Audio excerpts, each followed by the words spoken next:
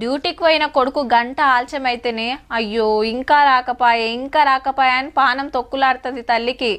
ఎమటే phone చేస్తారు, ఏడున్నో బిడ్డ రాకపోతివి అని.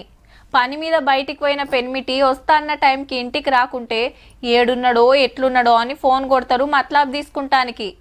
కంపెనీకి పోయిన డాడీ వస్తొస్తా ఏం చేస్తాడో అని ఇంట్లో పిల్లలు ఎదురు చూస్తుంటారు. ఇక మా ఓళ్ళు రారని తెలిస్తే వాళ్ళ బాధ ఎట్లుంటదుల్లా చెప్పవశం కాదు.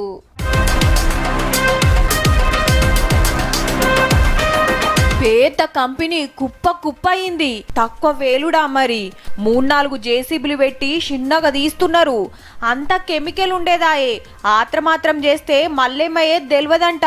3 రోజులైనా ఇంకా సుత 11 మంది జాడవల్లే. మంత్రి దామోదర సారు, పిసిసి అధ్యక్షుడు Mahesh sir, Congress incharge Meenakshi madam వచ్చి చూసి కార్మికుల ఇంటోలతో మాట్లాడి ఓదార్చిండ్రు.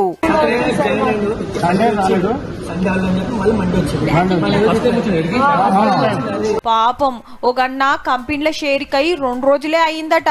DNA టెస్టులు చేసి ఇంటోళ్లకు డెడ్ బాడీలు ఇస్తున్నారు.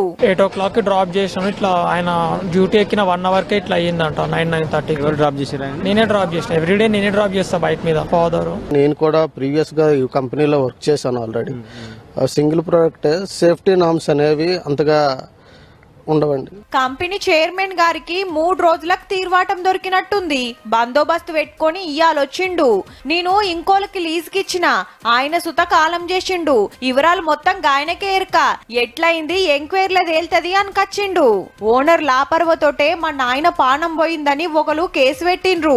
కాలం చేసినోళ్లకు 1 కోటి రూపాయలు, ఎక్కువ దెబ్బలు దాకినోళ్లకు 10 లక్షలు, తక్కువ దాకినోళ్లకు 5 లక్షల సాయం చేస్తామని సీఎం రేవంత్ రెడ్డి సారు, కార్మిక శాఖ మంత్రి వివేక్ వెంకటస్వామి సార్లు వచ్చి నిన్ననే చెప్పిండ్రు. గా దినం బాంబు వేలినట్టే వేలంగానే పక్కకున్న ఇంకో కంపెనీలా భూకంపం వచ్చినట్టే అదిరిన వీడియో బయటకు వచ్చింది.